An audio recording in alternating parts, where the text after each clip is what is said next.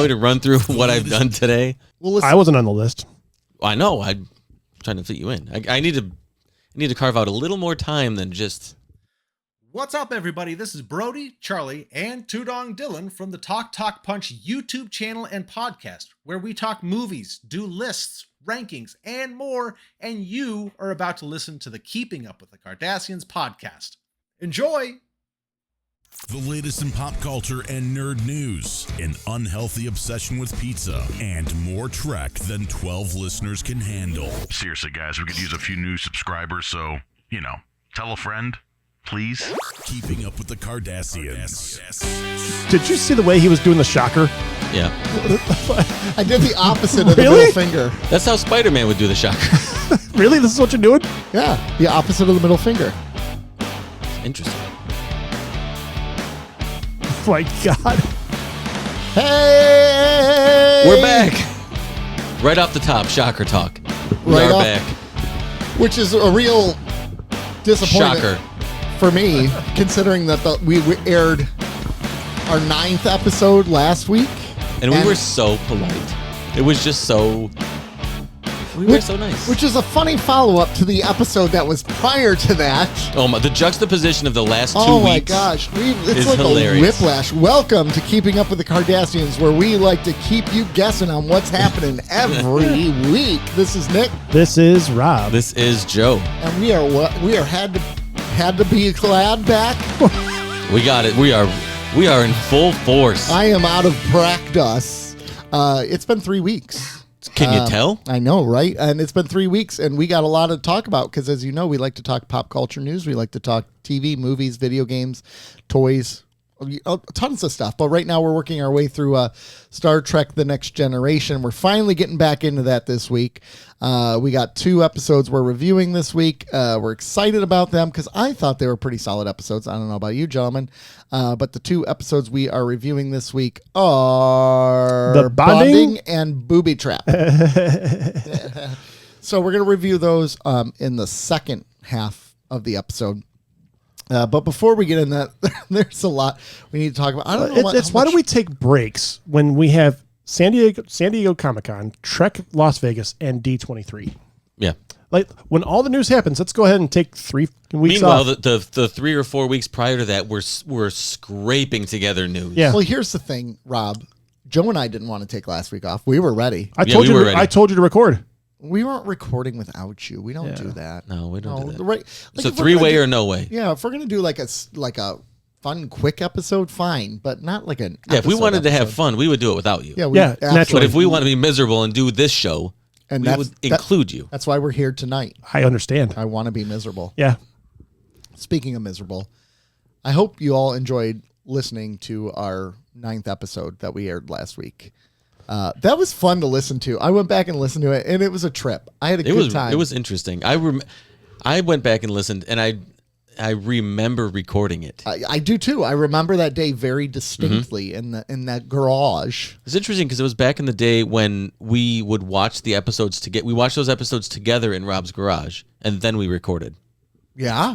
Yeah, that's true. We did. Because when Rob and I first started this, we were watching the episodes together and then recording. So they were fresh. And then we're like, nah, we can't do. There's too much. Takes too much time in the day. Even though we end up spending translated, like 6 he didn't want hours to together. spend time here. But it always ends up happening anyways because we all talk before the episode and then right after the episode. So it's like, we might as well. I generally end up watching them as close as I can to the day of recording. Yeah, not me this time. Because otherwise, I will either forget what happened or I'll forget to watch them. Oh, it's been about 3 weeks for me, sir. So you watched them that long ago? Yeah, I watched them I don't know why I watched them so quickly. So you're going to record this episode coasting on your memory? Yeah. Oof. Yeah, it's going to be rough. It's going to be rough. Buckle up, Rob. I know. Buckle up, Buttercup. He's going to summarize Battlestar Galactica episodes for all we know. I watched some of one in the line for, what was it, one of the Avatar rides. Oh, because you just went to Disney. Yeah. Didn't you? Yeah. Son of a bitch. Yeah. Which is why. Did you go during D23? The weekend before. It's really, okay. My daughter's like, why don't we think about this better? We could have been here during D23. Well, okay. Where did they host D23? California. Okay. No, so who cares? You weren't there. Yeah, you weren't there You were anyway. in Florida. But we happened to go to Tom Sawyer's Island, which is the first time we've ever done it. And now it's going to get closed. And now it's going to get closed. So my family's very happy we decided to do that. Can I Nice. go on a rant real quick about Yeah, Disney? Nick rants. Can I rant about Disney? Sure. I actually have a question about Disney after you're Okay. done. Part of the joy about Disney is like you'd go to these fun lands that weren't huge. I mean, I guess at one point in time they were IPs. They were big properties like Peter Pan and Tom Sawyer and all that. But now they're replacing it with like Cars Land. And then they're going to, they're ripping down all these old classical rides that symbolize what Disney was meant to represent. Walt. Yeah, what Walt represented. And they're replacing it with cash grabs. And I know their business. What do you have against Radiator Springs? It's not even going to be Radiator Springs. It's not. It's not. What, it's So just cars. my question was going to be, is D23 in like the Disney park something we talk about in the show? So I guess it is. Okay. Let's go. This is our official Disney segment. It just Brought to you by Pixar. I both agree and don't agree with you. I'm trying to figure out my feelings on it because I actually like the ambiance of that corner of Magic Kingdom. I like that it's different and that it has a whole different feel to it while you transition from takes you back to a different era. Adventureland to Liberty Square type of area. I like that, but at the same time, if they do the ambiance right, it could work.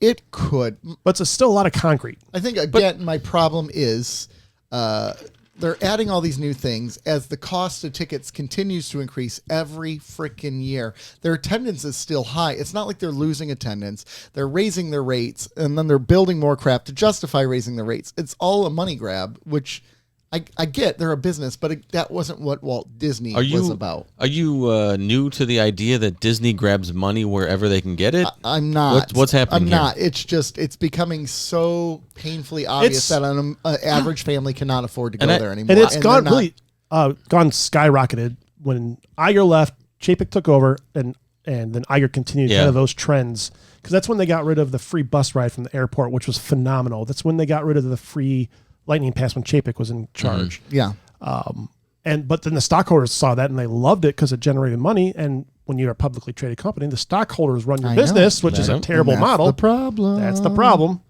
That's the problem. So they see that. So now you can't do it because if you lose money, people uninvest and then you lose money and it's a whole reciprocal cycle. Yeah. So they're stuck between a rock and a hard place at the same time. Yeah.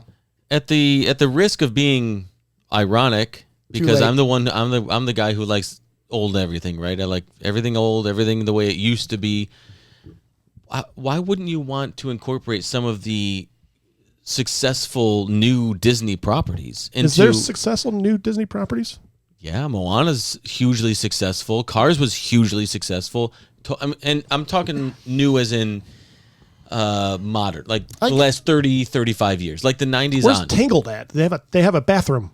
But I mean, they've Frozen. Frozen is huge. Oh, Toy Story is massive. They got Frozen over at Epcot. Like Pixar has been absolutely almost very few misses. Of anything, though, I don't think Cars would be the one I would pick. Not over there. Because I don't see that as a series continuing onward much beyond this point. Why? They've had 3 movies. They're going to have 4. They were going to... Aren't they going to isn't there a Cars 4? Like I would, in a heartbeat, would try to figure Cars out shorts. something for Cars over at that Speedway at Magic Kingdom. That's where you do Cars. Yeah. Not in Adventureland. Well, I'm not talking about layout necessarily. Yeah. I'm just talking about like properties and franchises that they have. Like incorporate some of the successful ones. And like some of the ones that are alive still. Like they're doing Monsters Inc. over at Hollywood Studios. Why? I mean, don't get me wrong. The ride sounds cool, but does anybody literally care about Monsters Inc.? No. Well, the first one was great. Was there a second one? They're Monsters University. It was like a prequel. Oh, yeah. Good point. But isn't there 3? Isn't that the third one? Isn't there Monsters Inc. 2? Let me see. Then Monsters University? Let me Google this. They're getting Hollywood Studios was to me was a cool place because it represented Hollywood, and now it's just IP land. Mm-hmm. But it's always... Although I will tell you, Star Wars land, even though I'm not a Star Wars guy, films. is dope. Monsters 2 was Monsters University. Yep, a prequel. Wow. Why did I think there was a 2? And it did not do as well at the box office. No, it did not. I like Monsters Inc. and Monsters University, but do you care? I never saw Monsters University. I agree with you. I don't think that they need to incorporate that as a ride or anything. it should be there. Like there should be stuff, but like it doesn't need to be its own section. Well, it's like villains. I forgot what they're calling it, Villains Land or whatever. I think that's kind of cool. That's a great idea. Mm-hmm. Great idea, because you can keep up with times without having to change a damn thing. Really, in the long run, with the name. Yeah. Cars. This would have been great 10 years ago. Yeah, it really should have been around the launch of Cars 2. When Radiator Springs came out in California. Yeah. Probably the ideal time to do it in Magic Kingdom. Little late, guys. That's my point. Is I feel like it's already plateaued, so you're not coasting off of its success anymore. So you want more what? Like Rescuers Down Under? Like I don't know. That's a great question. Keep that name out of your mouth. I don't know. That's I want more Oliver and Company. God damn it. Oliver and Company. Yes. Yeah. I actually want a more non-IPs. I know you can't do it, but like when Haunted Mansion came out, not an IP at the time. That's true. It was created. When Twilight Zone, I guess had Twilight Zone in it, but when was it always branded Twilight Zone? Yeah. From the beginning? Yeah, from the beginning. Yeah. Yes. Everest was great. Still not an IP, which Iger said he has an issue with, and there are a lot of things out there that didn't have an IP that then became an IP. Mm-hmm. Use your Imagineers, who are talented motherfuckers. We're past that. We're long past that. Well, I know you can't do it anymore. Those days are gone. Yeah, everything is keeping a franchise going or world building. Yes. So we are done. We are done with the haunted. To that point, no Marvel presence except for Guardians of the Galaxy Rewind, whatever the hell it's called. Are they nothing? You could do an entire Marvel theme park. Yeah, but I know there's an issue with like the Universal rights, but they can do they could find other characters, I'm sure, other than Guardians, to, I don't know, have a park presence somewhere. Yeah. Anywhere. Yeah. Anywhere. That would be a Hollywood Studios thing. I kind it of would think have like to be. the magic about Disney is it's not the other it's not Star Wars characters roaming around. It's not Marvel characters. It's just the old school Disney. Old school Disney. Yeah. I think that Magic Kingdom should stay that. I agree. That's why Cars shouldn't be there, and that sits in Tomorrowland because it's tomorrow stuff. No, they should. I agree. Cars should be in Hollywood Studios because there's a Toy Story. There's a meet and greet. Yeah. Well, there's a Toy Story, and there's actually a Cars meet and greet over there already. So do it there. Do it there. There's a. They don't have room in Hollywood Studios. Yeah. Yeah. There's build a new one. They have room for that. Yeah. Build a new park. Yeah. Like they want to. But the Villains Land could be awesome. That one is kind of cool. I'm looking forward to that. Bulldoze Animal Kingdom. There's a lot of animals that live there. How dare you, sir? Animal Kingdom is my favorite. You are a loser, so I Actually, it's my second favorite. What's your favorite? Hollywood Studios. I really love Hollywood Studios. I used to love. They could detonate Epcot. I love Star Wars. Yeah. I don't know. No, they could. No, and keep the ball. The showcase.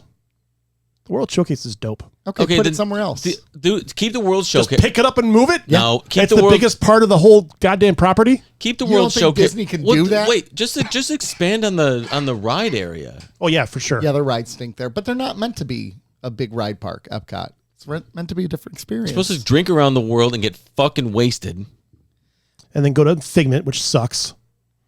And go on the Journey to Mars place, which was pretty cool, actually. You don't know that one, the spaceship one where you go? Oh, Spaceship Earth? Yeah. Or Mission Space or something. Mission Space, yeah. Where you go to Mars. Mm-hmm. Yeah, that's awesome. It made me almost puke, though, because I don't do 3D rides. My wife actually didn't. She loves that ride as much as she can't handle like roller coasters. None of us can handle that ride. Yeah. There you go. That has been your Disney talk. That has been your Disney talk. We didn't mention the changes happening at Animal Kingdom. We didn't mention anything that was announced at D23. Oh, actually, I have a question about Snow White, if I'm allowed to ask it.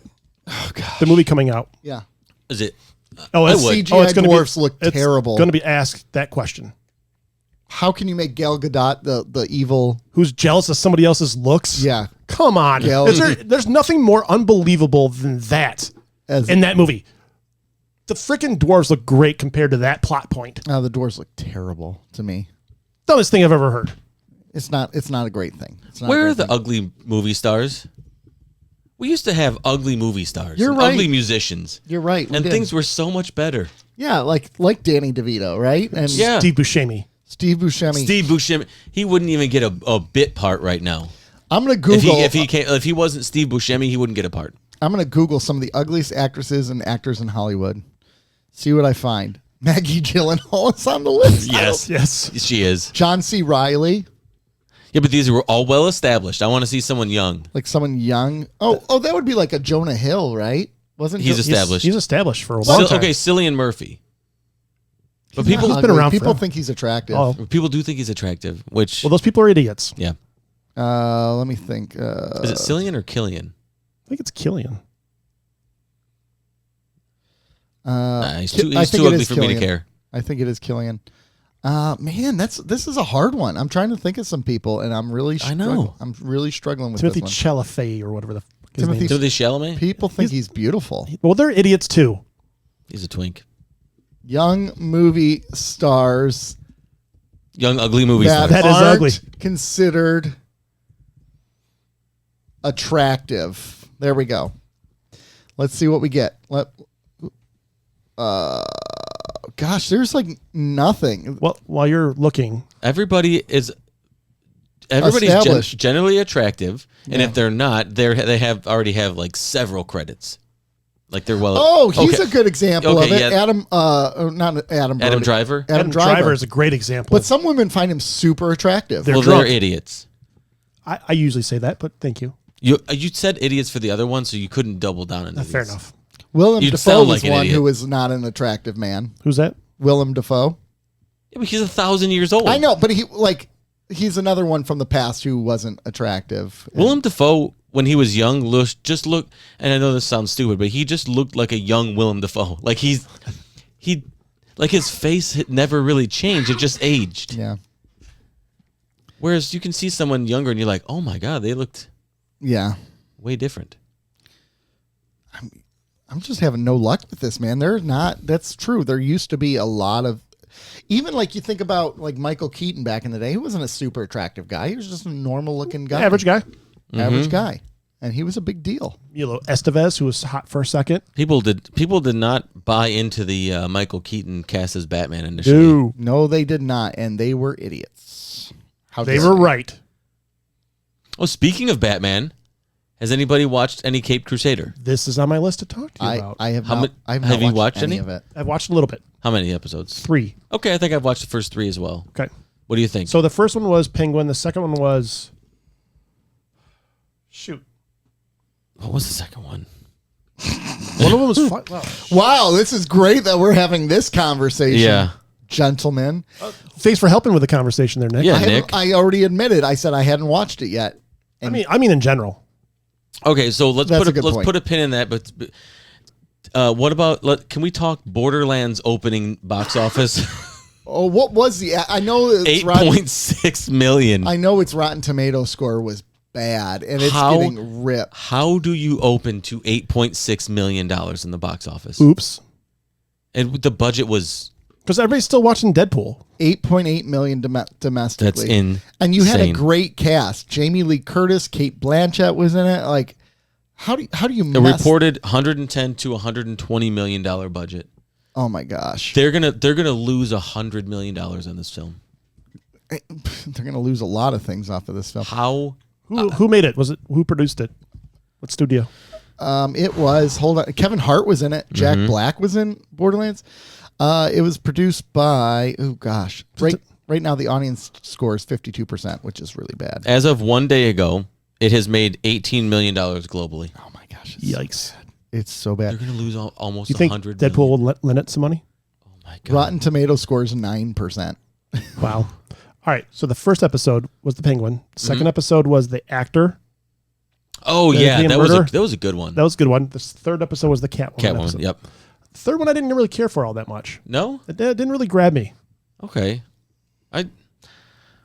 I liked all three have been, I thought were really good so far. Okay. The animation because you loved the animated series, which Yes. came out in the 90s. Mm-hmm.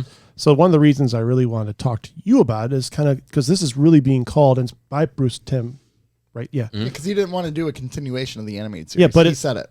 But it's spiritual successor. Yes. And you feel that, and you feel that way? Very much so. Like their new stories, it seems fresh. Like the stories seem fresh. It's set around the same fictional time. What would it be like? 30s or 40s Gotham? Yeah. It's old timey. It's that noir look to it. Mm-hmm. If you even remotely enjoyed the animated series, you will love the Caped Crusader. Yeah, I think my problem with the Catwoman episode, it was a bit of a stretch the entire time. And yes, I know it's animated. I'm aware of that. Okay. But like her being this, like deciding one day because she was broke to steal the stuff and being very good at it right out the gate. Too much of a stretch for me. What, of all the things in Batman, that's too much of a stretch to you? Yes. Come on, bro. I knew Nick was going to do this without watching this thing. I know. Come on, he doesn't. bro. Now, what do you think about is it Hamish Linklater, Batman, the voice? He's going to it's Kevin Conroy, man.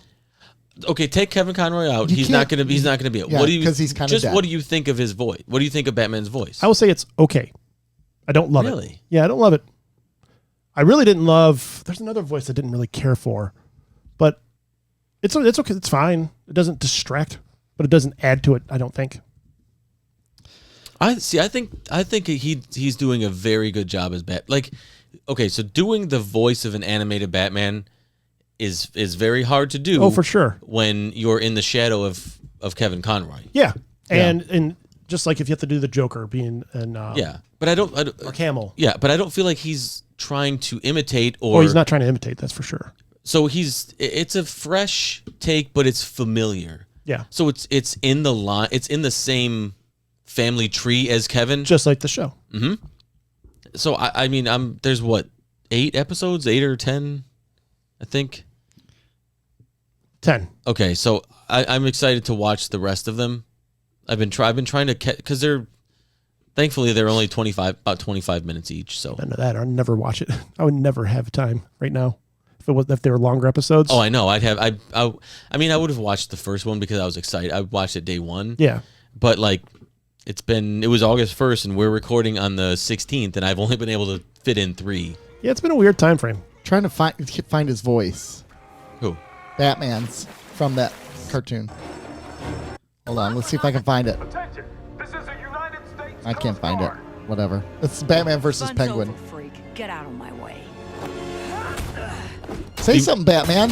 Female Penguin. I don't care as much as other people do. I know. Cancel culture. As soon as it was revealed that Penguin was female, I was like, "This is going to be a thing, isn't it?" Yeah, I don't. I thought it was fine. Yeah, I don't care. Penguin's never been a physically intimidating character. Penguin's Exactly. never been a. It's never been a. He's an emotional manipulator. A gender-defined character. Yeah, I would agree with that. I think it's not something that needs to go either way. I love how he- you guys didn't pay attention to me. I appreciate it. Penguin's Just kind talking of gender right past me. fluid. I'm trying. Yes. Trying to talk to them. And Like they just when ignored Danny me, and it's DeVito- bull crap because I thought Batman it was Returns- comedic. It was slightly offensive, which you guys typically love. And I With said Danny it, DeVito, you I just never thought of ignored him it. as a male or female. I just thought of him as a penguin. Yeah, I think that's pretty fair. Oh wow! So you think all Batman's characters should be transgender then? I don't care. They're villains. Fuck them. Oh, so if the good guys can't be transgender, but the bad guys That's can be? you're goddamn right, Nick. It's called I don't care. Batman. Yeah. Bat them. Bat them. Bat they them. Bat they them. Right here on his chest. I'm Bat them. Or Bat Z, because that's one of the Z's, XZ. So here's what I said. I'm not going to go back and say it, actually. Oh, good. Thank God. Yes. I was Something afraid you about- would. Yeah, something offensive. It wasn't. Was Was it it good about thing to say. Borderlands? No, it wasn't. But that was offensive. All right. Well, what you looked up the studio? Who's the studio that produced it? I didn't look it up. Oh, I was, son of a Jesus bitch. Christ. I was Jesus. looking at the time. I was, Some things don't change after 3 weeks. No. I was looking up something else for the show. Thank you. Sure you were. What? I can't remember what it was. Oh my God. No, I was looking up the. I went to Rotten Tomatoes and I thought the studio would be there with it, and it wasn't. That's what I was doing. So Okay. shut up. I hate you. Yep. You're fine. Eli Roth directed it though. Do we have a? Can we get a wellness check on Eli Roth? I know. Oh my gosh. Yeah. Somebody. It was bad. Has It was anybody bad. spoken to him in the last 10 days? It was produced by, let's see, cinematography, music, production companies. Ooh, Lionsgate. Lionsgate is going under. Yeah. Budget $120 million. It's now made $18.5 million. It's going to lose almost $100 million. It's a slow burn. No. There's nothing like. It's a slow burn, like when I farted in the truck that one time. No, that's actually this movie is probably worse than that. So, did you guys hear on 97.1 The Ticket here locally when they were talking about Sheetz and Buc-ee's? I did not. I missed this. So, they were talking about Sheetz and everybody was praising it. Like the food is so good and everything. I go, and so I sent a ticket text in, which was not read by 97.1 The Ticket. And I said, well, I have a different story. And I told them the story. And I said, I have the recording if you want it. Sheetz was some of the worst gas station food I've ever had. It was pretty terrible. But have you guys been to a Buc-ee's? But it was also... No, I tried to... Wild. Buc-ee's is incredible. I have been to Buc-ee's. Yes. So my daughter made... Wild. I know. My daughter made nationals for her cheer competition, and it was in Kentucky. And I'm like, awesome. We're going to go to Buc-ee's. And it was 40 minutes south of where I had to go. And I made a day trip out of it. So I didn't really have the time. So unfortunately, I've never been to a Buc-ee's. I was so excited to go, but I didn't have the extra 2 hours. It's like the Menards of gas stations. That's what I've heard. It's just it's enormous. And it's just has a wild personality. It's got its own really. It's got its own culture. Yes. It's got its own. Yeah. It's like a cult. Yeah, it is. Yeah. And they have good barbecue there, actually. Yeah, that's not bad. Yeah. So isn't there a Buc-ee's coming to South Michigan, like yes. Monroe or close, maybe closer to the border? I thought close to the airport, but Buc-ee's, Michigan. Let's find out. Buc-ee's convenience store in Michigan? Yeah. Doesn't say where. No. Doesn't say where. Super. Did you go to a Buc-ee's? I did on the drive up down to Florida. That's right, because you drove, didn't you? Yeah. You know what? So we left at 4:00 in the morning on this Saturday. Mm-hmm. I drove for 13 hours. Ew. And it was easy. It was the easiest drive I've ever had. Leaving at 4:00 as opposed to after work. And it was that's the straight shot, isn't it? Right to Orlando. Straight shot. Crystal had to drive. My wife had to drive 3 hours. That was it. Pussy. You couldn't take the 3 hours. I could have. Bitch. On the way home, I got sick though, so she had to drive. Double bitch. She had to drive 5 hours. Double bitch. I know you got sick because you. I don't know if you didn't notice. We didn't record last week. I told you guys to record. Were you shitting your pants? No. Oh. Nor was I vomiting because I don't. About how. Sorry, I was just thinking about how clean our show used to be, and just even that exchange where you're calling him all these names is like. Wait, which 3 hour section? The end. Well, actually, on the way home, my wife drove the West Virginia chunk. Did you not make Sid drive at all? No. What? I want to drive. You couldn't drive 4 p.m. to 7 p.m. Oh, check this out. I found out.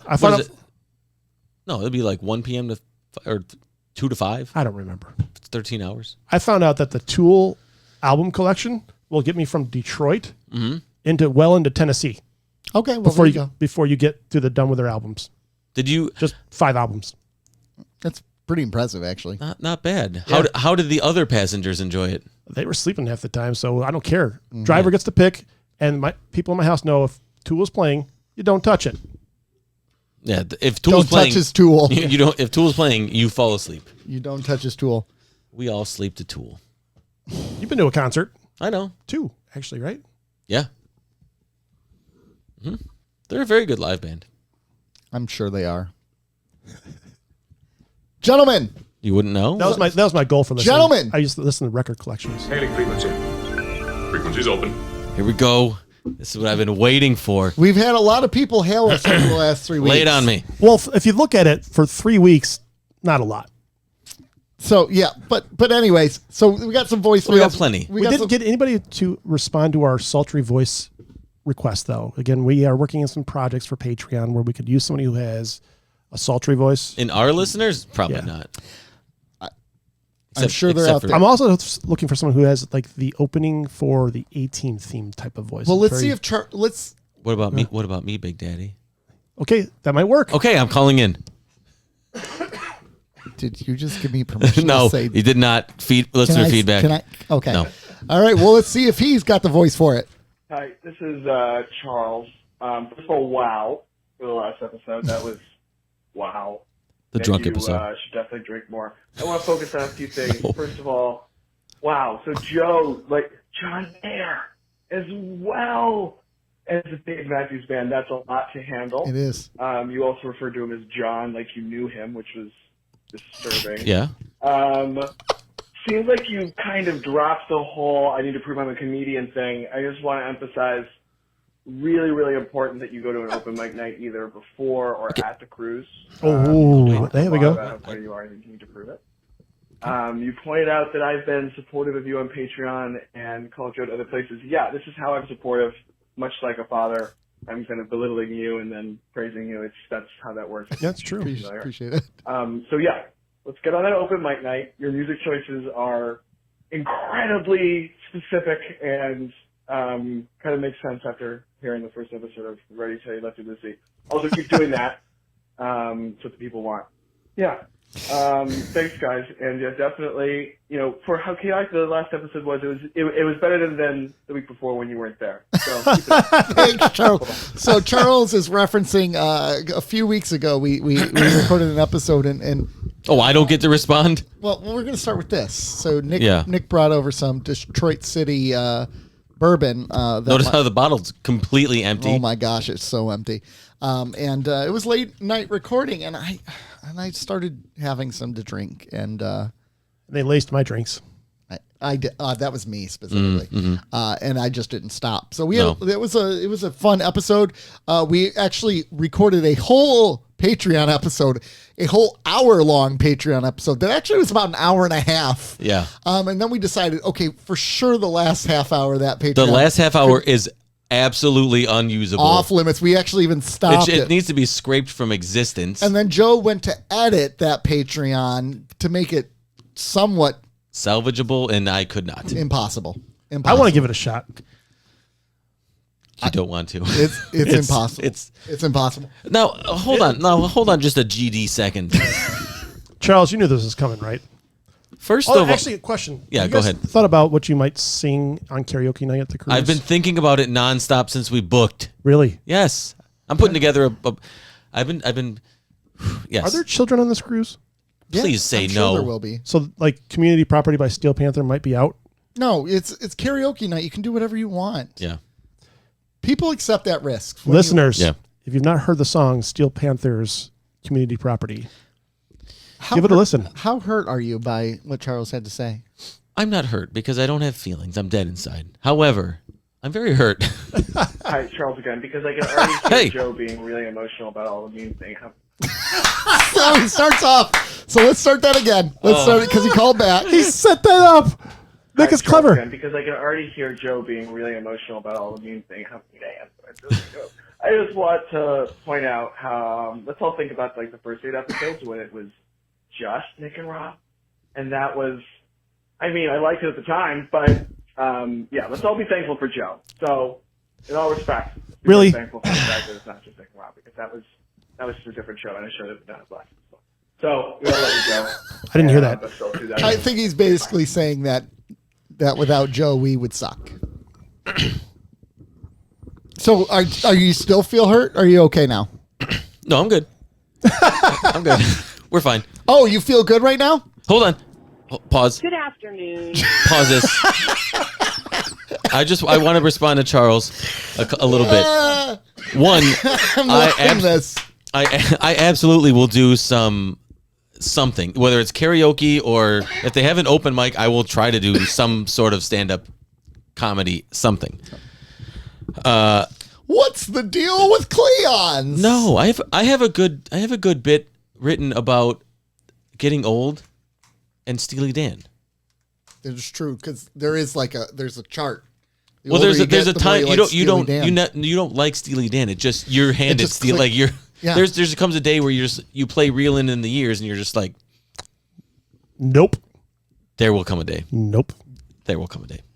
No. And then for the Dave Matthews Band and John Mayer. Okay, you guys want to shit on Dave Matthews Band all you want? Go right ahead.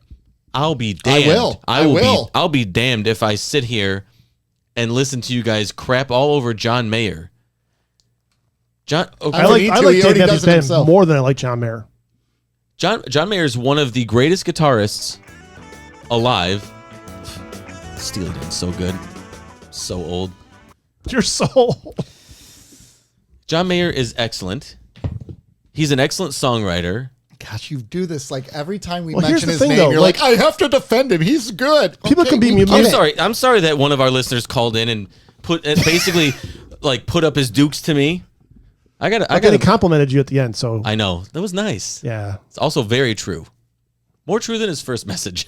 So, Charles, thank you for calling, and we appreciate it. And we got a message from Annette, and Annette initially said, don't play the... She's like, I feel like this one's a better one for righty tighty lefty loosey, but I feel like we need to defend ourselves. More specifically, Joe does, because Joe was the problem. Again, so here we go. Here we go. Jesus. Good afternoon, gentlemen. Oh, she already sounds mad. Gentlemen.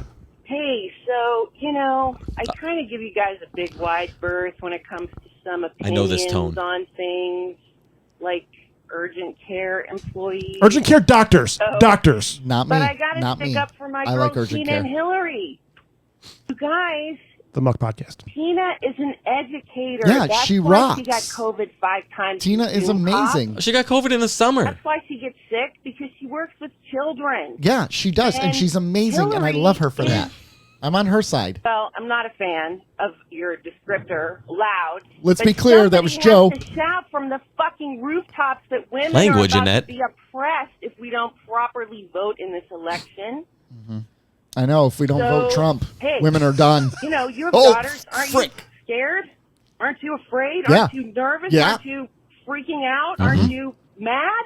I mean, Well, anyway, man. I'm going off topic. But anyway, You're never on calling topic. to stick up for my girls.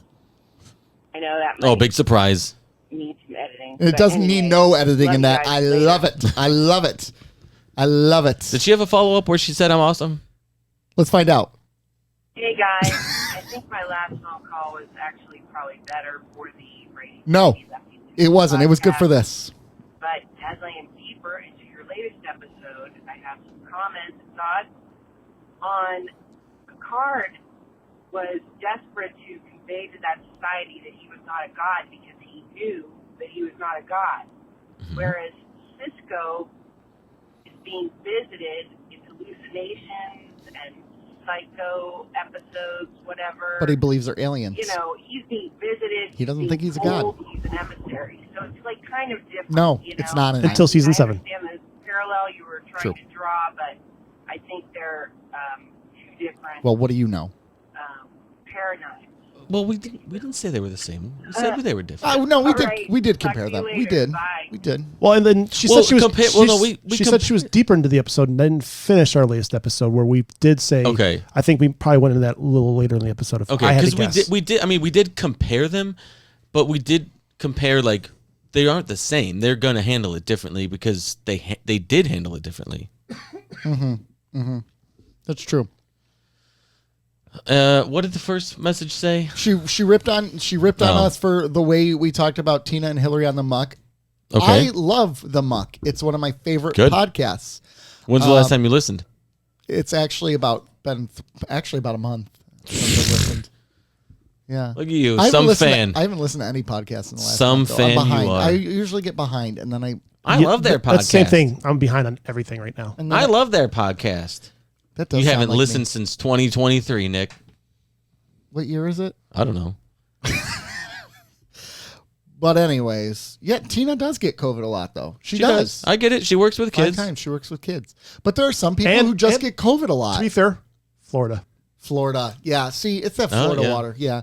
You know what? I know people, though, who get COVID all the time. And there's just something about their Immune system. genetics and their immune system. It Yeah, happens. I mean, it wasn't a knock. A net. yeah. How? Just because I said Dare you. she's loud, No. Okay. That's a different Doesn't. argument. That's a different. Okay.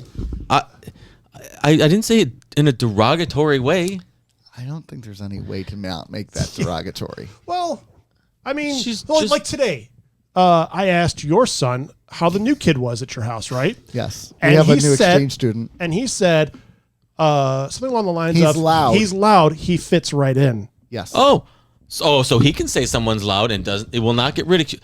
No one's going to call in and say Eli called that kid loud. No, That's Eli ridiculous. doesn't broadcast his thoughts on a podcast. I That's think true. there's a To be difference. fair, and only 3 people encourage listening. people to comment on what he has to say. true. Annette, you are amazing. Defend your girls. I love it. Hi, girl power. Fight for what you believe in. I love it. I mean, am I scared? Am I scared? No. Honestly, I'm not scared because I don't. Well, I'm much less scared. This is for righty tighty lefty loosey, but I'm much less scared now than I was a month ago. Oh, I was terrified a month ago. Oh yeah, a month ago it was imminent. It was imminent. It was. There's no question, and it was right after the assassination attempt, and there was no way he was losing that election against Biden. Yes, but in the most monumental fashion, the tides have shifted. And I wouldn't say I'm feeling arrogant, but I feel way more comfortable with what the Democrats are putting forward now than I was a month ago. And so, I mean, I think you're right. I think that as the more center or left or right or whatever you want to call it, right, center or whatever you want to call it, I think that there's a better competition than there was a month ago. Mm-hmm. Oh yeah, I think the right is they're flailing right now. They are very much. I actually really like her vice president nominee too. Oh my gosh, Tim Walz? I think he's great. I think that was a good call. At first, when they picked Excellent him, pick. I'm like, oh, I hate this bit. No, and then, it was the perfect. I know, pick. But it took me a minute because he wasn't a name being considered, right? And then the more I thought about it, some of the names like Josh Shapiro was a name being thrown around. You can't have Josh Shapiro because he comes from a state that's typically red and he's a blue governor, but he's also Jewish. And when you have the Democratic Party fighting over Josh Shapiro, yeah, I was going to say when you have the Democratic Party fighting over Israel and Palestine issues, you're going to lose out on some of those keeping up with the Cardassians, Democratic voters. Guys. Yes, Not I know. Righty, lefty, loosey. We're not talking our. First of all, blame Annette. That's true. It's Annette's fault. Well, she did preface it with, this might be better for the other podcast. Sure. It's not important. Anyways, there's that. We did have a couple text messages in. First of all, here was a sweet one from Annette. She said, Rob, so sorry you're not feeling well. It's been a big summer for you and the family, sending lots of positive energy. So funny to hear you all on your best behavior back in the day. It's true. Aww. Take a breather. Recovery time is so important. See you all soon. Love ya. I added the love ya part. I added love ya for her. Oh, now I'm sad. No. And she didn't say it. No, and then nobody loves me. Samira sent in some awesome pictures of the Australian breakdance lady doing a breaking competition. Did you guys see any of that? Oh yeah. Oh my gosh. It's so bad. Just 2 days ago was the first time I've seen it. Oh my gosh. Doing the dance off with Elaine. Elaine wins every single time. Has there ever been a one and done Olympic sport? Well, okay. So it's done because France got to pick a sport to be in it.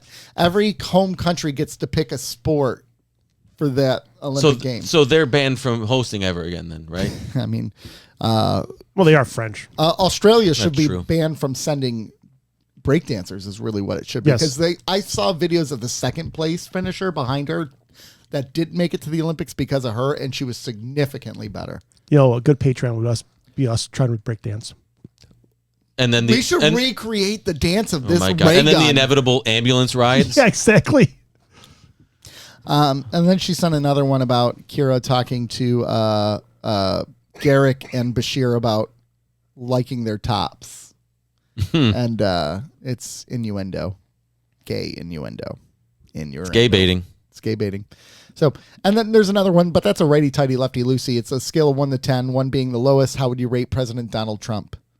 Oh wait, it's not. It's a spam call. Stop. Yeah, it's a spam one. Okay. On a scale from 1 to 10, 1 being the lowest, how do you rate President Donald Trump? I get that text way Nick too much. literally just wrote 10. I wrote stop. Oh. On a scale of 1. You know we're going to get more now. Okay, so there was Brody, our super fan Brody. Yeah, super fan.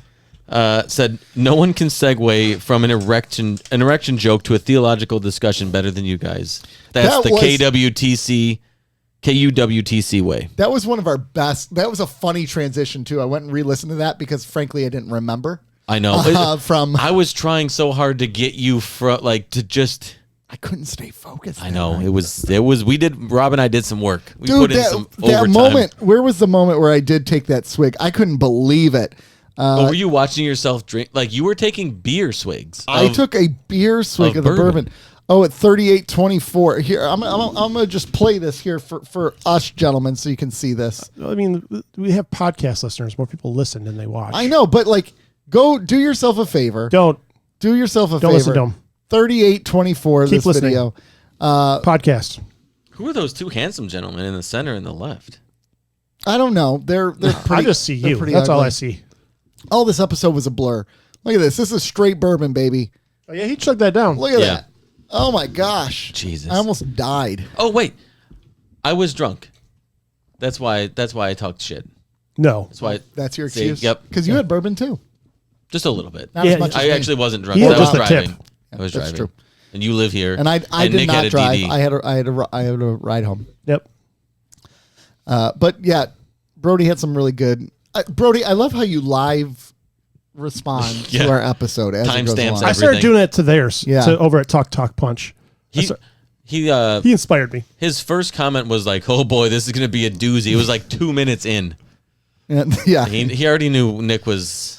I liked some of the stuff to our earlier our repeat episode last week. Did you read any of that, Nick? No, not on the episode. No, go ahead. I don't have it pulled up. Oh, okay. I got I to thought pull you up guys just had it- now. Read. You have it right there. You can't read. No, Oh, wait. I can't talk for very long. So Brody said in there, I'm very interested in what he said that he and Nick were just getting to know each other from the podcast. I assume that you all had been friends for years. So then how did the podcast come together? So funny story, our wives were friends and Rob and I were just kind of like acquaintances. Like we would get dragged to things together. Nick and Rob had sex with their wives at generally the same time. yes, Yeah, exactly. They conceived babies at the same time. I like to say it the other way. I like the other way too. And we would get dragged to things together and we would just all be awkwardly standing in the corner while the wives were talking. And then we would like the Lions, yay. And then we slowly got to know each other better. And then it was right during COVID or something. it was like right before We were sitting outside. at your old place. Yeah, at my place where you came over and you were talking about Star Trek and I was talking about Star Trek and he just said we should do one about Deep Space Nine. I think you'd like it. And I'm like, And I think at that point I had met.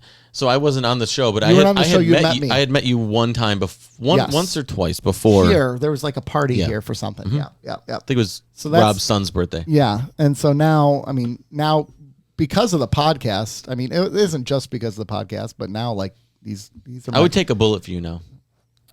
A non-lethal bullet. I'm not dying for you. I was going to say, I would take one like in the butt cheek or like the foot or something. well, I got a gun in my car. Can I shoot you? You said you'd take a bullet for me. Not from you. Oh, What are you taking for me? yeah. I'd take bullets to the uterus for you. But we were talking about best frontman in that episode, and he dropped actually a good one. He dropped Danny Elfman in Oingo Oingo Boingo, Boingo. which is a solid pick. No, it's not because it's only because he became Danny Elfman. He wasn't Danny Elfman in Oingo Boingo. Danny Elfman's I great. mean, he was fine, but He was fine. All right. And that's all the viewer feedback for now. it's pretty good. That's Except for the yeah. stuff that was like really overly critical of me. I appreciated that stuff the most, honestly. Me too. But Charles redeemed himself. Annette has some work to do. All right, moving on, gentlemen. All right, so we are now into the episodes of Star Trek that we got to cover today. We got the bonding and The bondage. Booby Trap. Bonding is a fairly straightforward episode, you guys. Booby. Bonding is Worf has an away mission with his team. The team beams back, and one of the people on the team is killed. Unfortunately, that person had a child. Marla is her name. She had a child named Jeremy, and basically they're all trying to figure out what to do with this kid. They don't know what to do with this kid, and they go, "Hey, Wesley, you got to talk with this kid." And Wesley's like, "Why do I?" And they're like, "Bro, Picard was the one who told you your dad died. How did you feel about it?" He's like, "I was pissed, yo. I was pissed." And he's like, "Okay, I'll go talk with him." Meanwhile, this planet that this kid was on, or that they were on, that caused all the issues, there's a family that's alive there. A woman who's alive there, Marla, who's alive there. And she wants him to live with her. Marla is an energy being, and she just wants to make the kid happy because thousands of years ago there was a civilization here and they wiped each other out, and they don't want to see anyone be miserable again. The kid wants to go with her, but he knows she's not real. And they finally talk her out of it. Worf talks to the kid. Kid's like, "Why'd you get my mom killed, bro?" And he's like, "I don't know. bro. And then they go through a bonding ritual at the end, and all is well. Amen. 10. Yeah? One of the best episodes of Star Trek I've ever seen. Why did this one hit you so hard, though? Honestly, I'm not saying it's a good episode, but I would give this 10.5 if I could. Why? I thought I thought it was perfect. Like it was everything. It was emotional. It was well acted. It hit everything. Picard was empathetic and sympathetic and comforting, and Picard was like a grandfather figure. Once or twice.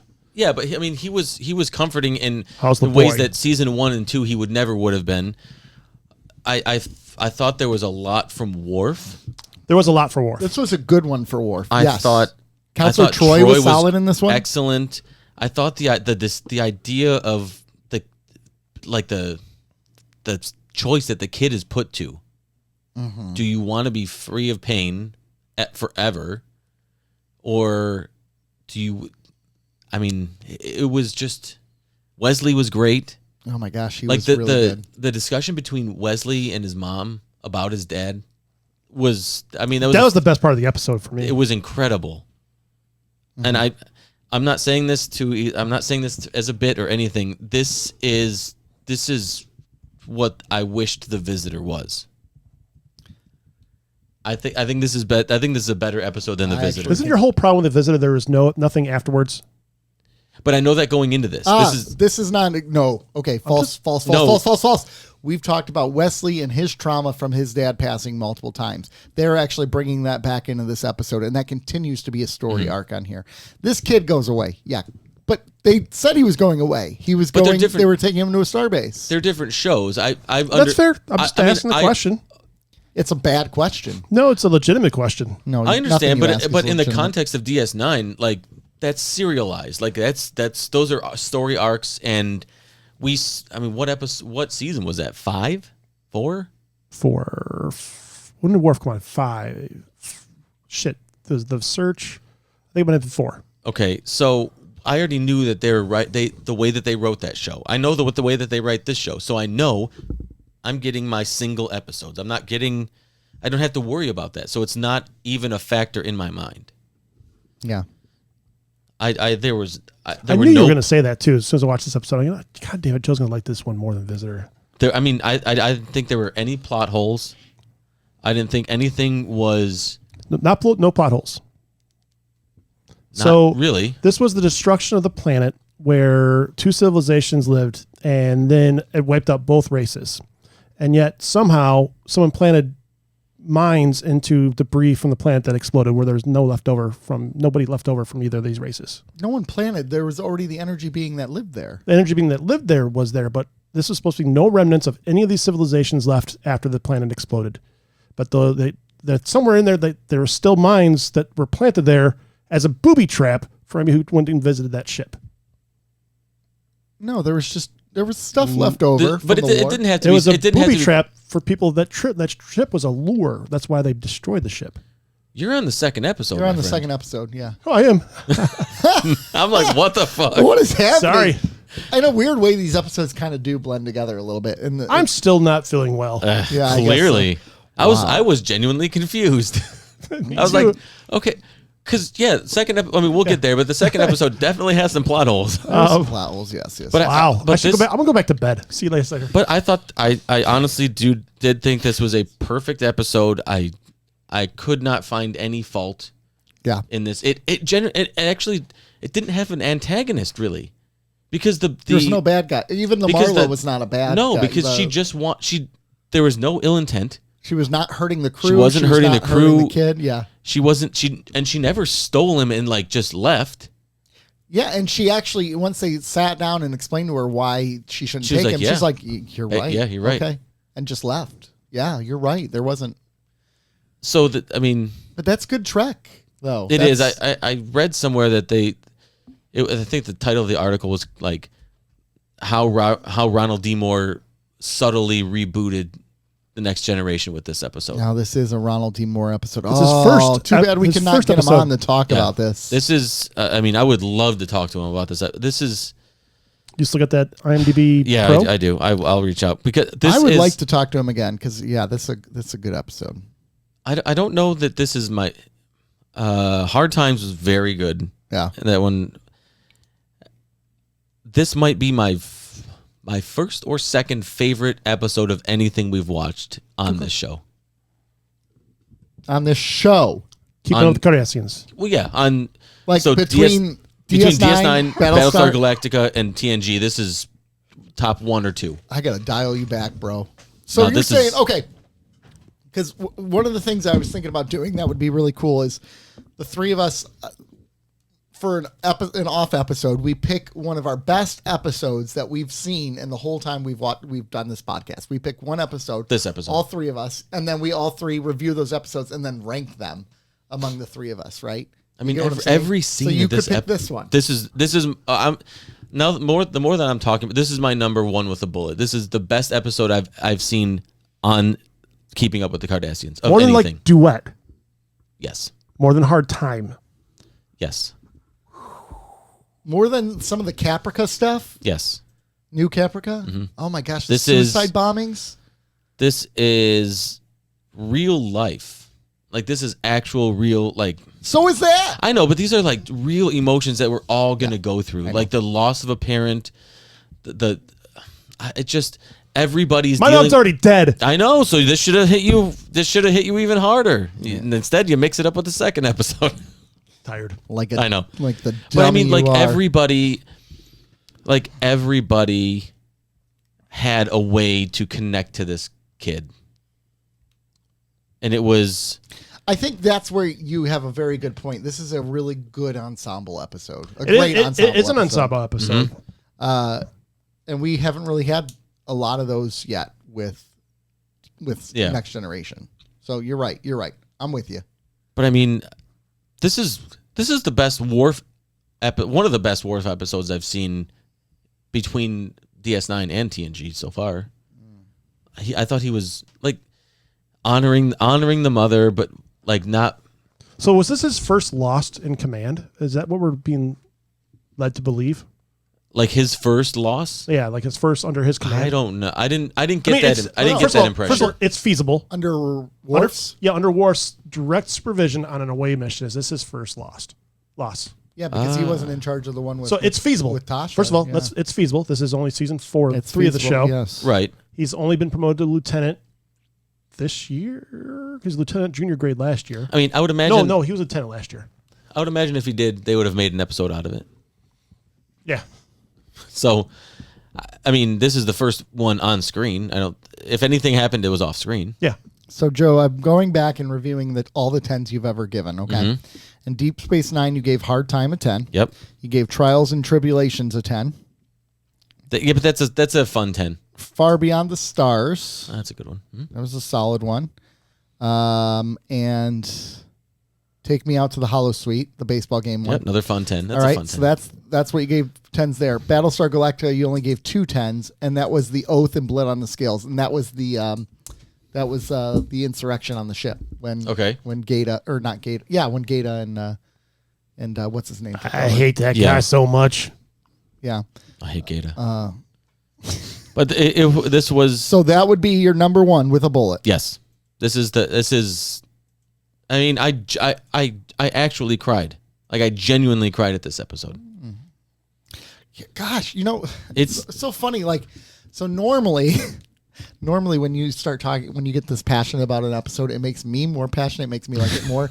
And I mean this the least amount of insulting way possible. It's actually make me like it less because I just did not find it that emotionally impactful. No, either. I thought it was good, but like I don't know. Like also, I thought so. There's a lot of good things about it. Like so, first of all, the fact that this kid was Littlefoot. By the way, did you catch that? Littlefoot from Land Before Time. Yeah. However, That's him. Listen, this kid lost both his parents and then started seeing ghost people, and then was led to a life of selling and doing drugs in RoboCop 2. Well played, sir. He was in that, wasn't he? And This kid, this episode fucked this kid up so bad. He never went came to back RoboCop 2 and started selling and doing drugs. He had a rough life. It was acted well by the main cast. I don't think the mom did a particularly good job. And the boy, the way they wrote the boy, the way they had to write the boy because of Roddenberry, because children don't grieve the same way in the 24th century as we grieve, took away from me as well. So there's a couple things. I don't think the mom was meant to be like a great. I think her character is meant to be kind of stiff and not really. I agree. I get that. So I still didn't care. It made me like the episode less. See, I understood it because this kid, everyone knows there's something off with this woman. Everyone knows. Yeah. But the kid, because he's romanticizing. Oh, for sure. Plus he's a kid. He's really going to think that there's a sentient energy being that's going to take the position of his mom to make him feel better. Yeah. No.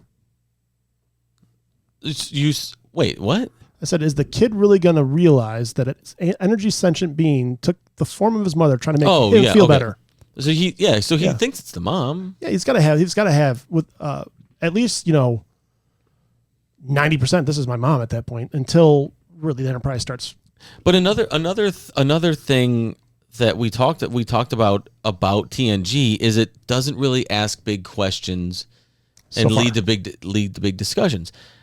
This is one where I've grieving, loss.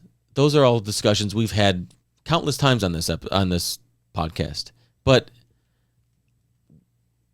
if you were faced with that choice, the human experience in all its ups and downs, or never having to experience grief, loss, pain, suffering, what would you choose? How old was the kid in the episode? 12. He was 12.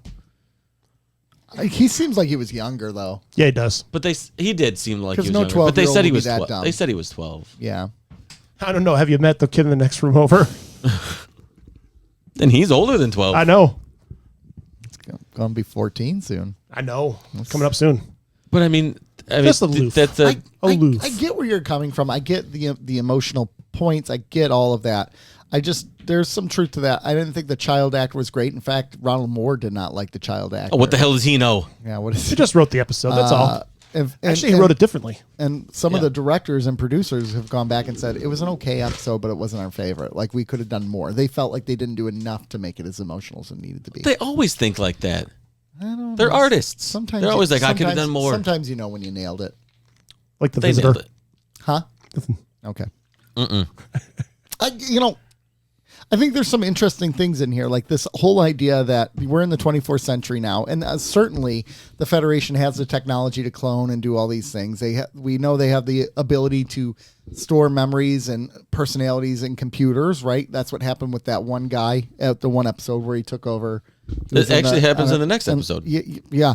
So we know there's the ability for that. So this idea that you can bypass pain in the 24th century, yet they choose not to because they can easily bring someone back at that exact moment, and death is of no consequence, but they still choose to live and die. I think that is an important note. But I also that could be spoken to. But I mean, this episode gave us the cathartic moment of Wesley and Picard. Yes, having their exchange finally, like where he's like, "I was so mad at you. Yeah. I'm not anymore. Not anymore, sir. Not anymore, sir. Not anymore, Don't sir." spank me. Yeah, it was cute. It was cute though. But I thought that was a great moment. The moment between the Crushers was great. Yeah, there was the line about not remembering his face, and yeah, she's like, sometimes I can't get it out of my head. Well, I thought that back and forth was well, like I said, that was the powerful. best part of me because I can totally relate to the whole. Sometimes I feel like I can't remember their face type of thing. I can totally relate to that. Yeah. That was a great exchange, but a lot of it I just thought was good. Right. But I mean, there was really good stuff in there. Wesley and Riker's exchange when he was talking about command on the bridge. Like, how to get used to telling people. And he's like, hopefully you don't. Hopefully you don't. That was a good one. That was. Oh, I just thought it was excellent all around. And then Picard and Troy's conversation on the turbo lift was really good when he's like, how do you, I never have liked having kids on the ship, and this is why. Yeah. I don't like this, I enjoyed them bringing that back in a more subtle way than him just like, can eat kids. Yeah, it's more like it's a hard way to command. But yeah, there was some really good stuff in here. I really think there was. I think this is a really solid episode. I don't think it's a 10. That's fine. You don't have to think it's a 10. And I think you're dumb. That's also fine. And Charles I don't think agrees you're with funny. you. Nobody thinks that. I would like to think what the listeners have to say about this episode too. I would love to hear what listeners have to say. I want to know what Sean thinks of this episode. 734 everything. 494-0980. Yeah, because his input actually would be great because he lost his mom at a young age too. I have a real question. Yeah. How does Worf get to be such a shitty father? Well, see, I think. Oh, he'll see. So I was watching this because this is like a stepping up in the moment. Like this is. Did this kid ruin parenting for Worf? Well, I think like the fact maybe Worf. So here's. I think the fact that he goes into drugs in a couple of years probably does. Well, maybe Worf invested so much into this kid, and when this kid had to go back to Earth with his family or whatever it was, like Worf was so affected by losing this child that when he got his own child, he's like, "No, I don't want to be hurt again.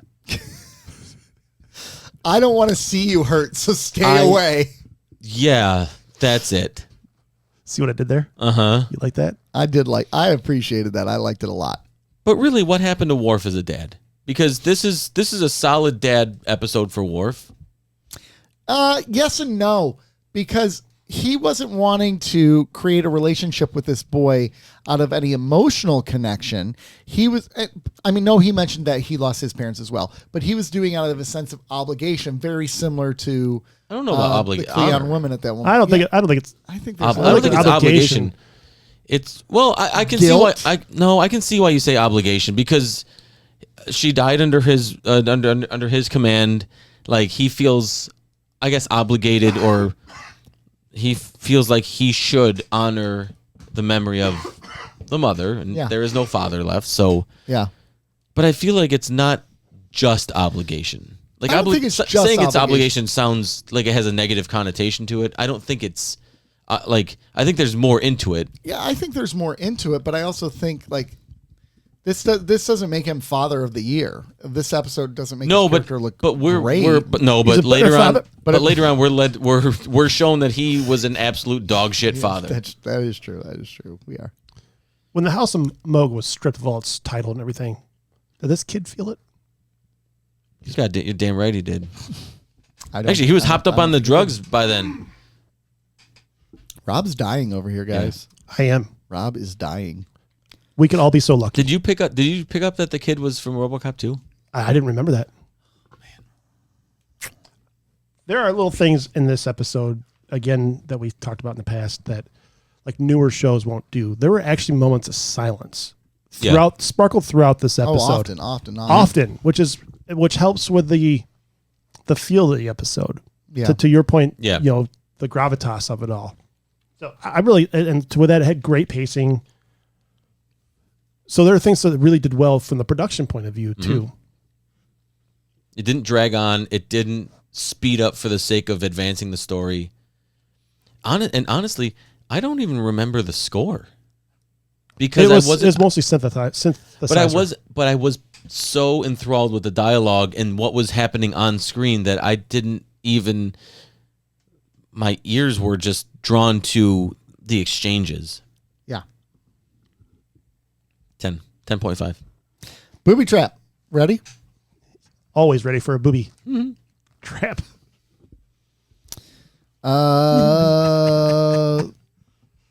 Enterprise just chilling out in space. They find an ancient cruiser adrift. They check out the planet below. It's scorched earth policy, except for there's one house that's in perfect shape. They go and investigate, and there's this couple just chilling there, having a good time, relaxing, all cool, sporting some b-ball outside of school.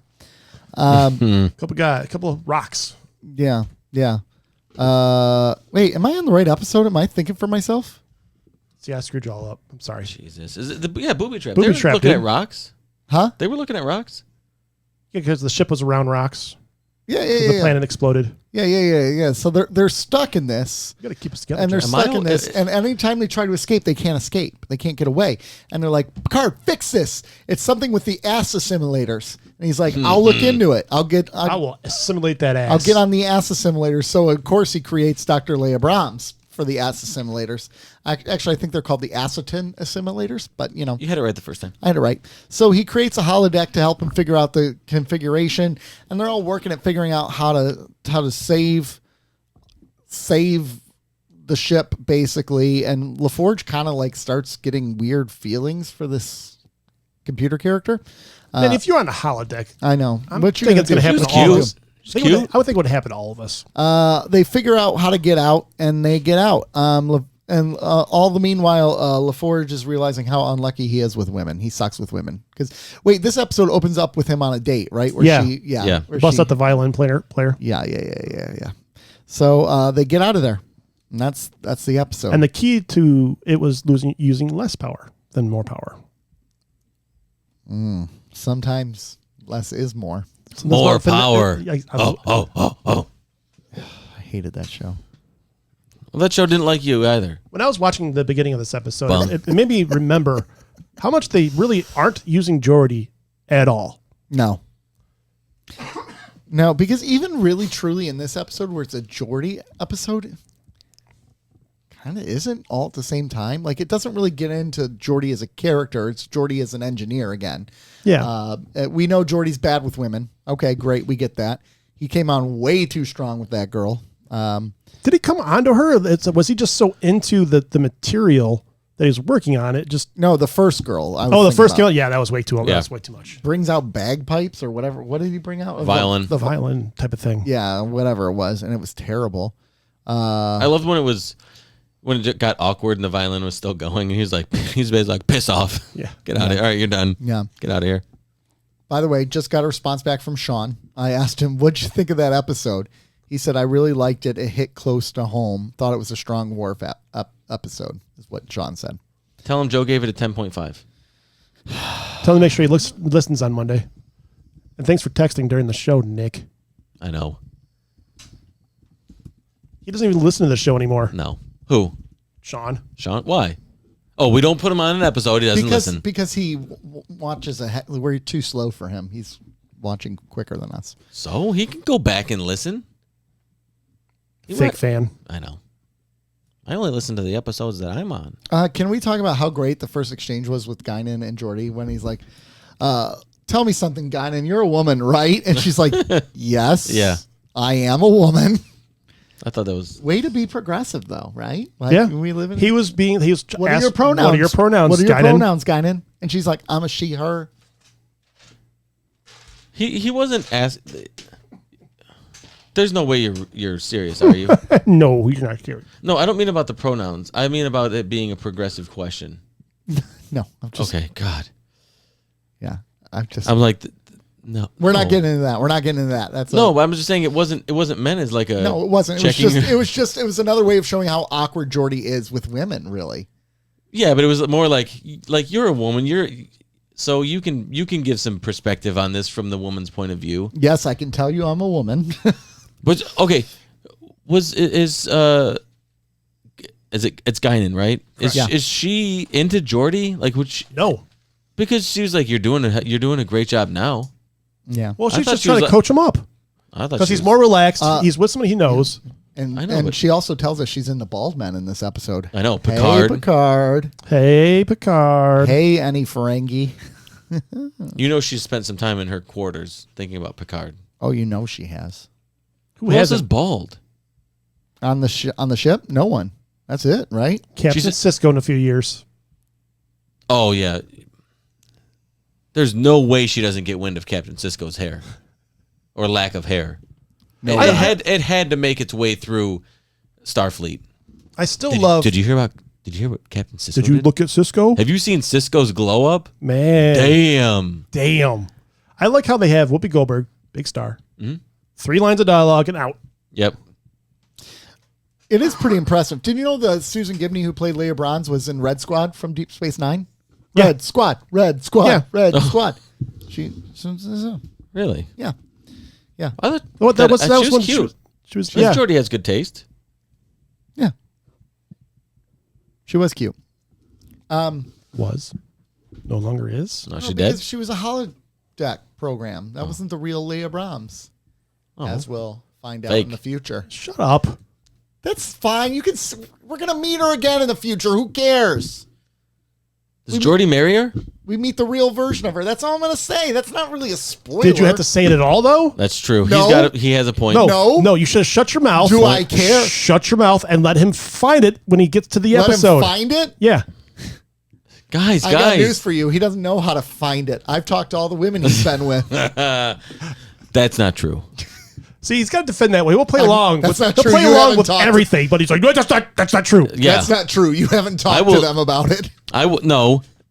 You can talk to them. I'm just saying what you're alleging is not true. And I will not sit here and have my good name defiled. You shall not slander me. Meanwhile, I say defile me all you want. It's a sub.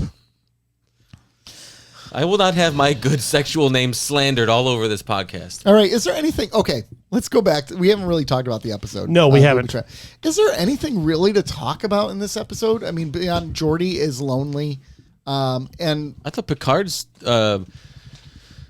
youthful exuberance over the ship is fun. Yeah, you'll find that he's super into archaeology and history. Like that's a big thing for him. Well, I think for Geordi, it kind of talks to the kind of woman he would be into, and probably easier to talk to is someone who has that technical knowledge. So he's bouncing off the ship, which the ship is something that is something easy for him, right? You can talk about the technology.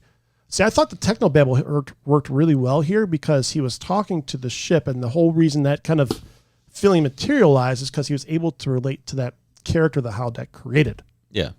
So don't die. So in some ways, I think that it kind of helped establish where Geordi would succeed with that. Yeah. And then another pothole that I didn't mention in the first episode was... did he not go to any of his staff for suggestions or bring any of them on the holodeck with him? The holodeck. He's like, hey, Geordi, what about this? Screw you. Yeah. I'm going to make out with the computer. Well, let's bring a team on the holodeck with me so we can all work together to get a faster solution. But he just worked one-on-one with a hologram. Initially, computer. No, because at that point, the science is secondary. Yeah, it wasn't about the science. It was about the relationship. Closer to or further from. See, he could have brought a wingman. I would argue he's always getting further from if it's a computer program. Anything he does. Yeah, you're further from. When really, all he had to do was bring anybody on except for Riker. That's as true. a wingman. Yeah. And you're good. You're golden. I think Riker would be a good wingman, but he tried to steal that. He would not be a good wingman. You're right. Data? He's fine because you can be like, my friend, sorry about my friend. But he's kind of like I know, he's trained. Yeah, he's trained, programmed in multiple techniques, and can last forever. But he's a good wingman because he'll go right up to the women for you. Be like, go talk to this girl for me. Be like, okay. And go right. Where guys are like, man, she's out of your league. No, I'm not going to do that. Or, or would you actually, be shy. Hold on. Let's rewind. So if you're hanging out with a bunch of guys and if you're like, hey man, look at that. None of us are married in this scenario. Not one of us. And you're like, man, that girl is good looking. I would never cross my mind to tell you that girl's out of your league. Never in a million years. That's a bad wingman. Well, first of all, it's a bad mindset. Oh yeah, that's a loser's mindset. Yeah. You do not go in. No. Why are you attacking me? Because you just said it. You just said it. I would not do it. So you said your friends would be like, what I really meant was like, sometimes guys will find excuses to be like, I'm not going to go talk. Like they'll chicken out of it. They'll chicken out of it. You got to help me out, and they'll chicken out of it, and they'll think of excuses. Oh, they'll chicken out of it, but that's why your friends are there to talk shit to you, talk you up, to get you back over there. Yes. Have you ever sent a wingman to help you out though? I've been married forever. To study the water for you, to get it prepared. Well, your wingman is there to they're there to hype you up. If it's one on like if it's just if it's just you and another girl. Like, usually there will be other periphery friends. Yeah. And they're there to break the ice, be somebody to get the conversation going, so it's not completely awkward. But they're also there to hype you up, to build you up, because you are potentially nervous or tense or whatever. Yeah, and sometimes someone might need a warm-up period where that's where your surrounding party or your person you're with warms up the whole thing by being the ass, so that way the tension kind of goes off of you, and we can redirect it kind of indirectly. Wingmen should be pretty much anything that the person needs. Yes. Yeah, I agree. I don't disagree. Now, back to this episode, I did think it was fun. It was early in the episode when Picard was like, didn't any of you have like a ship in a bottle, like the toys you played with as a kid? Oh, and Brian. was it Riker that said I didn't play with toys? No, it was Worf. Oh yeah, Worf said I do not play with toys. I think our children do not play with toys. And then Data was like, I was never a boy. Yeah. I thought that was hilarious. And O'Brien's like, I did, Captain. I did. Like, I thought it was subtly hilarious. Well, this was Sorry, another the delivery of just like, I was never a boy. Like, the matter of fact. This was a good Picard episode for that reason, Yeah. right? Like, And, he's showing and a Riker was like, I'm just too busy nailing people. Yeah. And then by the end What of the age were you playing with that? 14? I had other things I was in my busy. mind. I was busy. Busy. Yeah. My dad was verbally abusing me and left, so I just nailed know. everybody. Yeah, it's actually true. Right. It was when he was 14 when his dad left. Yeah. Right? Yeah. Something like that. Picard, though, this was a big episode for him because he got to fly the ship out at the end, too. Like, he got to pilot it. Slingshot. I like the slingshot method because it makes sense because you're drifting and you need to build power, so you let the gravity grab you and you use it to kind of propel you. Mm-hmm. I like that little smirk. He was a real proud. He was real proud of that when Well, that's what he was known for, right? He was a good pilot back in the day. Yeah, but he was just like, it's like, what up? I got this. yeah. Boom. Done. Yeah. He didn't even look at it. He dropped his mic. Let the ship do it. He's the man. So this is the Picard I love, though. I like this Picard. This is why I think he's a great captain. This kind of stuff. First season, second season, he sucked. I liked him more because he hated kids more. Oh, that's why you didn't like the last episode. Yeah, he still hates kids. No, he doesn't. Yeah, he kind of does. He certainly does. He hates kids. He's learned how to maybe tolerate them being around a little more, but he still hates those little bastards. He does. Oh, well. After we rate those, I got one thing I want to mention. Okay, well, let's get to rating, actually. I already gave one of my ratings. All right, so Joe gives the bonding a 10. 0.5. Nick, no, we can't do. We're not doing 0.5. No. Nick gives the bonding a 7. I can't give it a 10.5? No, you can't. 10 is the most. Fine. 10 is the absolute most. Fun governors. No, it's called 10 is the most. Fun czars. The bonding? Yeah. If you say 6, I swear. I was going to say 6.5. I swear to God. You guys are still a good rating. 6.5 is still good. Still good. You guys are bums. No, we're You guys not. are soulless bums. Wow. What are they in Harry Potter? The things that... Dementors? Yeah, you guys are Dementors. I take that as a compliment. All right, Booby Trap. I wanted to give it a 4, but the name alone makes me give it a 5. Yeah. Like, it's the name alone is worth at least a point or 2. Yeah. Yeah, I don't even want to give it a 5, honestly. I don't know. No, because I can't give it less than a 5 because it's rewatchable. It's still watchable. And yeah, it's better than a lot. It's got to be like it's a still entertaining. It's 5.5. It's a 5 for me. I'm going to give it a 5. I'm going to go 5.5. 5.5. Okay, all right. Well, this season is not off to a bad start. We none of us have given an episode lower than a 5. It's a good season so far. When you think about season 1, already into the the second episode, we were down to 3s, and then by the 4th, we were in 1.5s and 1s. Okay, just for fun, how long into season 1 did it take for my cumulative ratings to be over 10? 4 episodes. 4 episodes it took. 4 episodes. Yeah. Episode 4. And quite funnily, in a funny way, Funnily? it gives it a 10.5, actually. The one puts it at a 10.5. Yes. So it ties into you wanting to give this episode a 10.5. Nice.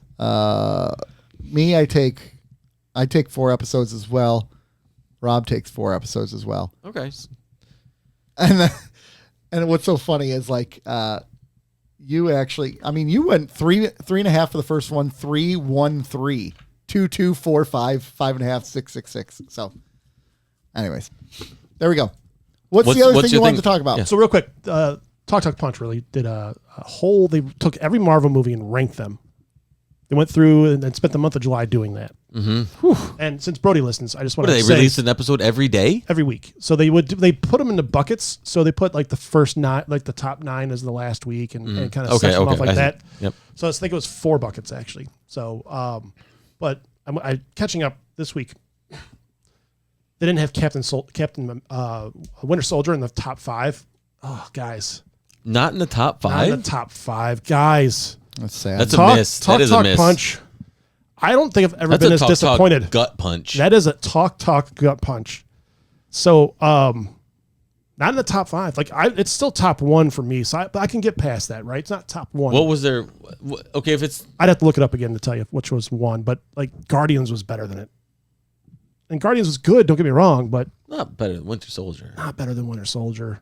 I think Guardians is top 5. I think they had the event I haven't finished the episode yet, but I think it was the top or Avengers Endgame or Infinity War that was 1.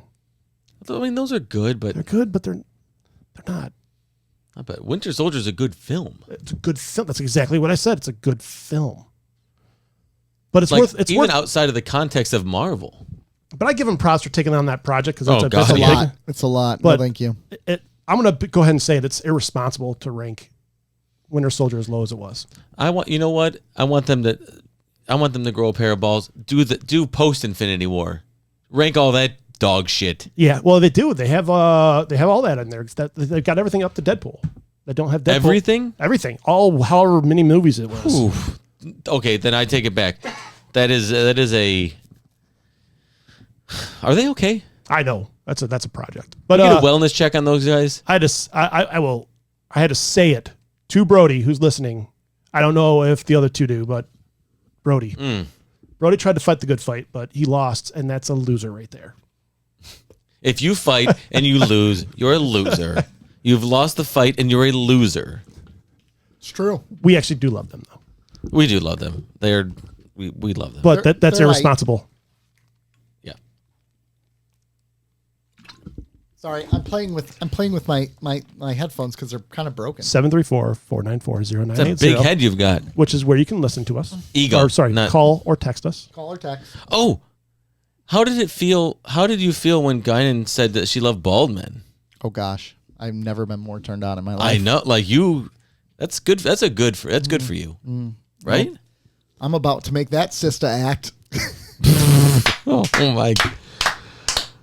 Oh.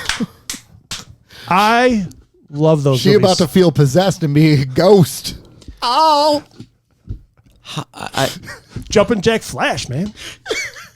How do I take the most bullets on this show? But this is the shit that he says, and nobody says anything. I can't say anything, and I take all right, stray after stray. Next week's project is to work Whoopi Goldberg movie titles into the show.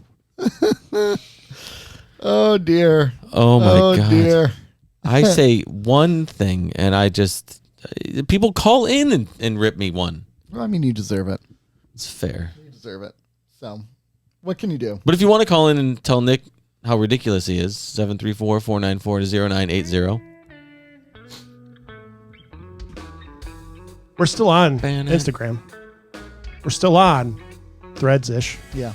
Facebook, we're out there. I mean, YouTube. We're not on. We're not on. I mean, you can get the episodes through X because it auto posts. It auto posts, but it's few and far between that I post on there. It's not worth it anymore. Thanks for keeping up with us. We love you. Bye, Felicia. Bye. Bye.